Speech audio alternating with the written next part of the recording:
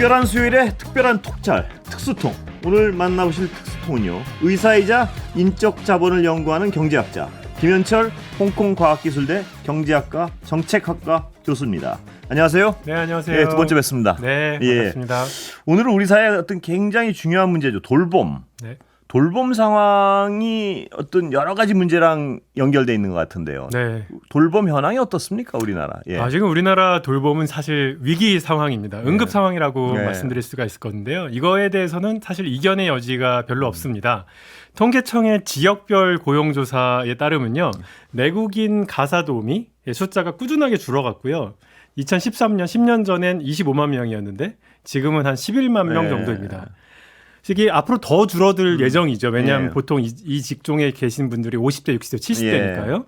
현재 한 20만 명이 부족한 상황인데요. 이게 앞으로 어떻게 될 것인가?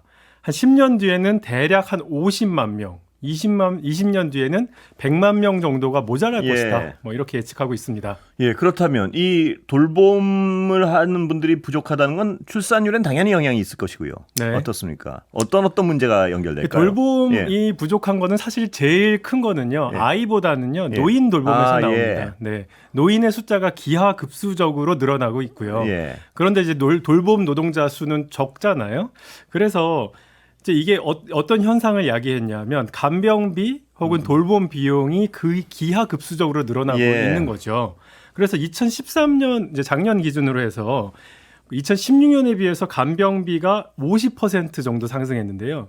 요 같은 기간에 임금 상승률은 한 30%였는데 훨씬 더 상승했고 아이 유아 돌보미도 거의 비슷하게 많이 상승한 것을 볼 수가 있겠습니다. 그렇다면 소득의 성장보다 어떤 돌봄 비용의 증가가 훨씬 더 급격하다 보니까 돌봄을 받는 분들은 소득이 줄어드는 경우가 되겠네요. 그러니까. 그런 현상이 벌어지고 있고요. 일단 이 원인이 공급의 부족이다. 공급의 부족이다.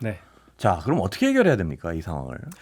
이제 공급을 늘려야겠죠. 그래 얼마 전에 이제 윤 대통령께서 뭘 말씀하셨냐면 민생 토론회 때 외국인 유학생이나 결혼 이민자의 가족을 한번 활용해 보자. 뭐 이런 얘기를 했습니다. 이제 요거가 어떤 것이냐면요. 지금 이제 그 외국인 유학생 같은 경우에는 이 주당 한 20 내지 30시간 정도 아르바이트가 가능합니다. 요건 가사 분야에는 못하게 되어 있거든요. 요걸 풀어주겠다. 이런 내용이고요. 그다음에 이제 결혼 이민자의 가족.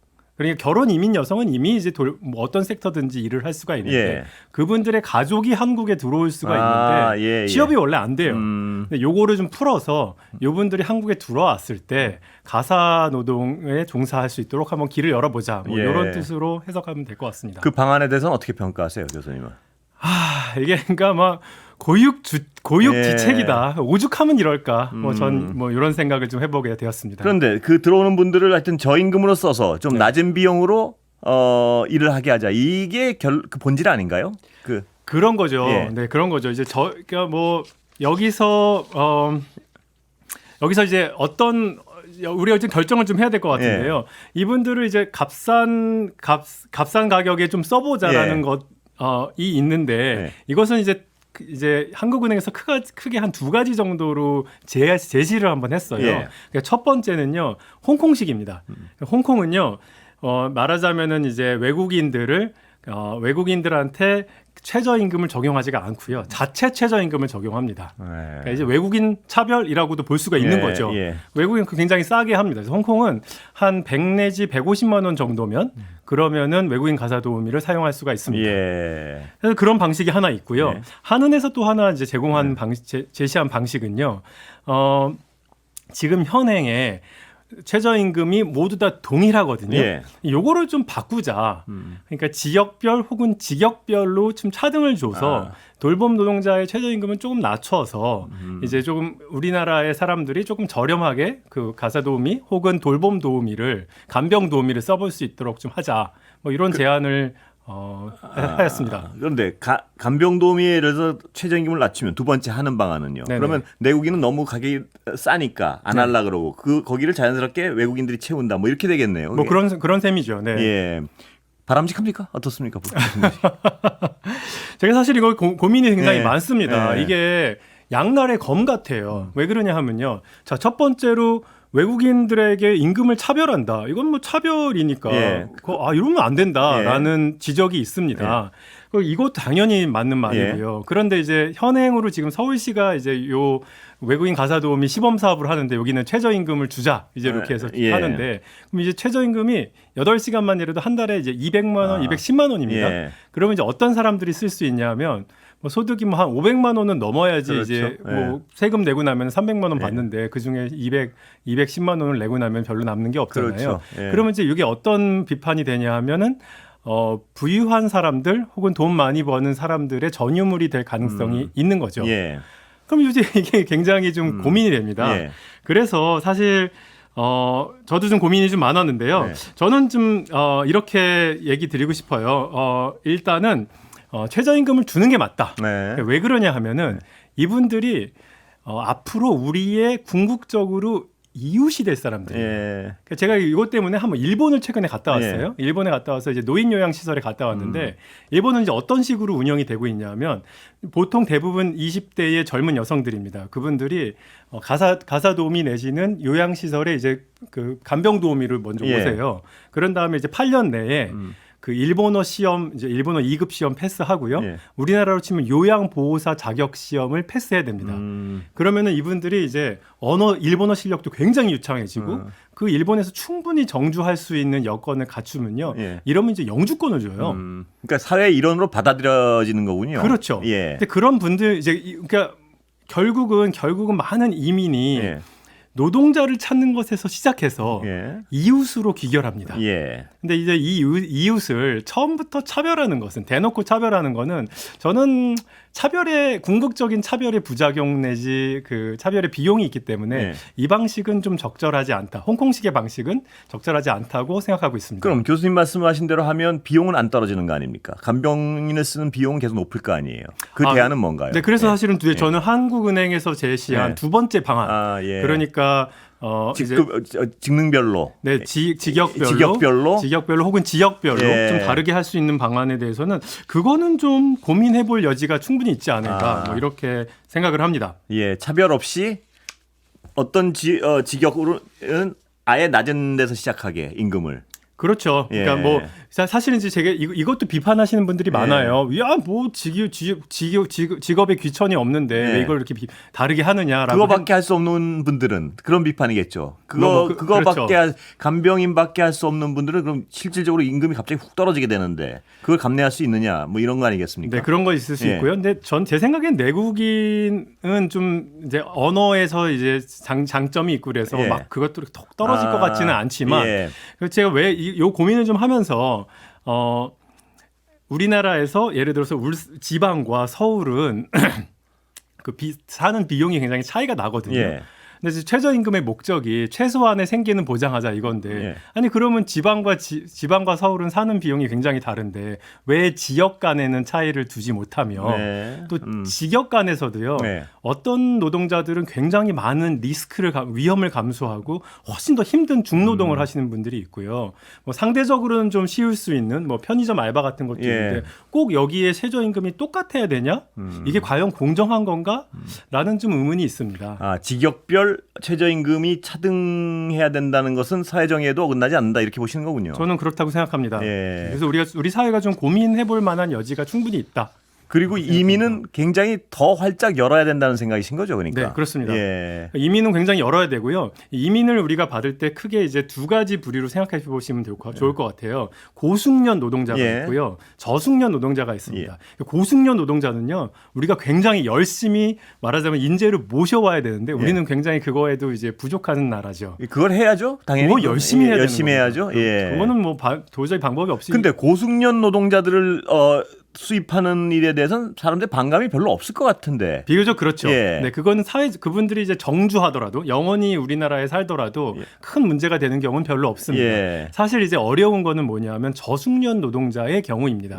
저숙련 노동자분들이 아무래도 사회의 낮은 계층으로 오시는 건데 이분들이 만약에 정주를 하게 되면은 그 2세도 아무래도 이제 사회경제학적 지위가 낮고 그런데 2세 입장에서는 갑자기 나는 대한민국 태어났는데 왜 나는 피부색이 좀 다르다 그러고 나는 우리 부모님이 이민 오신 분이라고 해서 내가 이렇게 고통받아야 되느냐 이런 불만들이 좀 생기거든요.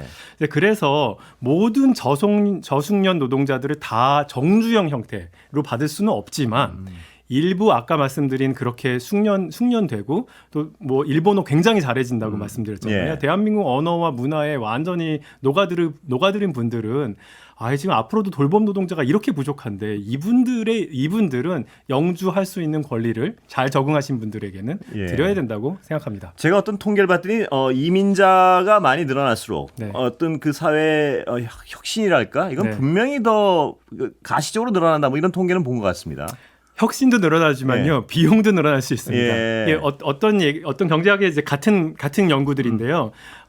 우리 동네에 많이 나와 다른 사람들이 살게 되면은 우리 동네를 위한 투자를 꺼려한다는 연구도 있습니다. 미국도 그렇거든요. 그래서 사실은 어떤 게 중요하냐면요, 우리나라의 문화적으로 또 뭐 종교적으로 어떤 전체적으로 우리나라 사회에 아주 잘 녹아들어 수 있는 사람들을 모셔오는 게 굉장히 중요합니다. 그런 나라들은 가까운 아시아에 있고요. 이제 이런 게 이게 가까운 아시아 나라들이 굉장히 좋은 게요. 일본, 한국, 대만은 이제 이렇게 고령화로 가지만요. 예를 들어서 네팔도 네팔도 있을 것 같고요. 또 뭐 라오스, 캄보디아, 미얀마, 베트남, 몽골 이런 나라들은 젊은 나라들인데 우리나라는 좀 비슷하거든요. 이런 나라들에서는 저숙련 노동자들 좀 적극적으로 받고 그 중에서 중숙련으로 가시는 분들한테는 영주할 수 있는 길을 좀 열어드리는 것 필요할 거라고 생각합니다. 조선족의 경우도 당연히 해당이 되겠죠. 물론입니다. 사실 우리나라의 조선족에 대한 약간 반감도 있고 좀 그런데요. 저는 개인적으로는 이분들이 우리 대한민국 경제에 기여한 바가 굉장히 크고 사실은 우리가 좀 고마워해야 될 분, 우리가 일하지 않으려는 영역에서 기꺼이 일을 감당해 주신 분으로 저는 고맙게 생각하고 있습니다. 그럼 교수님 보시기엔 앞으로 하여튼 직역별 그 최저임금제의 차등화 그걸 통해서 많은 어떤 인력을 수입하고 그쪽으로 가야 된다는 말씀이시죠? 네, 저는 그렇게 생각하고요. 작년에 사실 이게 최저임금위원회에 표결이 붙여졌었어요. 그때 이제 직역별로 다르게 하는 걸 한번 표결을 했는데 그때는 15대 11로 그 패스가 안 됐습니다. 근데 지금 이제 곧 이번 달 다음 달에 할 그 투표에서 아마 그걸 논의할 것이고요. 요것들이 만약에 이렇게 그게 통과가 된다면은 조금 더 우리가 조금 이런 것을 좀 유연하게 이민 제도를 좀 다 만들어 볼 수 있지 않을까 생각해 보겠습니다. 그러면 지금도 사회는 어차피 굉장한 부작용이 있지만 굴러가고 있지 않습니까? 그런데 돌봄 인력이 충분히 충족이 되면 어떤 게 달라지나요? 돌봄 인력이 충족되지 않는 게 문제죠. 우리 부모님을 돌볼 사람들이 아무도 없는 상황. 그러니까 아무도 없으니까 어떻게 되냐 하면은 가격이 기하급수적으로 올라가는 상황. 이것이 명약관화거든요. 일본 예시를 보시면요. 일본은요. 우리나라보다 10년 정도 훨씬 더 빨리 그 고령화가 진행됐는데 일본이 왜 외국인 노동자들을 돌봄 영역에서 받았겠습니까? 우리보다 더 순혈주의 고집하는 나라고 더 폐쇄적인 나라인데 노인들이 돌봄이 안 되고 있으니까 그냥 어쩔 수 없이 받게 됐는데요. 이것도 우리가 결국은 따라갈 수밖에 없는데 이미 사실은 지금 꼴까닥 하고 있고 앞으로 선제적으로 더 열심히 해야겠다. 그런 생각이 듭니다. 제가 아까 본 자료 중에는 그러니까 미국 실리콘밸리의 어떤 창업자 중에 이민자 2세가 절대적인 압도적인 다수를 차지한다 뭐 이런 통계를 본 것 같습니다. 보니까. 근데 그게 어떤 이민자들이 많은 나라가 굉장히 혁신성에 있어 돋보이고 뭐 그런 내용의 자료였는데요. 그렇다면 고숙련 노동자들은 우리나라를 많이 끌어들여야 될 텐데 왜 못 끌어들이는 건가요, 그거는? 그러니까 제가 이제 외국인 고숙련 노동자 아니겠습니까? 제가 홍콩과 미국에서 지금 11년째 외국인 노동자로 고숙련 외국인 노동자로 일하고 있습니다. 일단은 임금이죠.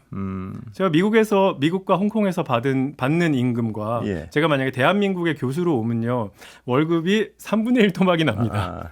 돈이군요, 결국은. 돈이 굉장히 중요하고요. 또 두 번째는요 정주 여건인데요. 외국인 입장에서는요, 홍콩이나 미국은 제가 그냥 영어 쓰고 살면 편안하게 쓸 수 있고, 뭐 이제 미국에서는 공교육을 보낼 것이고, 홍콩에서는 국제학교를 보내거든요. 근데 우리나라는 이제 국제학교도 굉장히 좀 부족하고, 일상적으로 영어 쓰는 환경도 좀 아니고 이러다 보니까 외국인 입장에서는 굉장히 좀 불편한 점이 많다고 합니다. 제가 좀 어떤 도발적인 질문을 하나 드리겠습니다. 의사시고 하니까요. 의정 분쟁 이런 거 있을 때. 의사 수입은 어떻습니까? 고숙련 노동자. 외국이요? 외국에 있는 의사들을 수입하는. 미국은 사실은 외국인 의사들 굉장히 많이 수입하는 나라고요. 뭐 내국인만큼 많이 받고 있죠. 근데 왜 물어보시죠? 아니요, 그게 어떤 여러 의정 갈등이 있을 때 의사의 절대적인 수요가 부족하다면은 다른 어떤 동남아시아의 우리보다 싼 임금을 체계를 가지고 있는 의사분들을 우리나라에서 일하게 하는 것도 말씀하신 그 어떤 논리로라면 굉장히 제 생각에는요 외국 예를 들어 흉부외과 의사라든지 진짜 절대적으로 외과 계열 부족할 때 내과 같은 경우에는 이제 대화를 많이 해야 되니까 언어적 장벽이 있는데 수술은 좀 그렇지 않거든요. 그러니까 예를 들어 중국인 의사 중에서요. 그 간이식 뭐 콩팥이식 하시는 분들이는 건수가 많아서 수술 기가 막히게 잘하시거든요. 뭐 정말 수술하는 의사가 모자라게 되면은 이거 어쩔 수 없이 우리도 고려할 수밖에 없는 상황이 되지 않을까 저도 예측해 본 적이 있었습니다. 그쪽 방향으로 가는 것이 바람직한 건가요? 어떻습니까, 교수님 보시기에? 그렇게 안 갈 수 있도록 우리 의사도 좀 늘리고 필수 의료 의사 늘려야죠. 그거는 정말 마지막 수단이고 필수 의료 의사 늘려 주십시오. 오늘 말씀 여기까지 듣겠습니다. 감사합니다. 감사합니다. 홍콩 과학기대 김현철 경제학과 교수였습니다. 감사합니다. 감사합니다.